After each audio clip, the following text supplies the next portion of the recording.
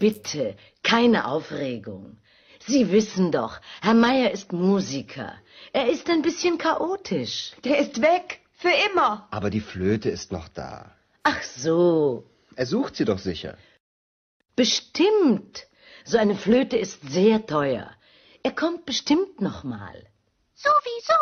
So? Na ja, warten wir noch ein bisschen. Na gut. Schau mal, da kommt Herr Meier. Gott sei Dank.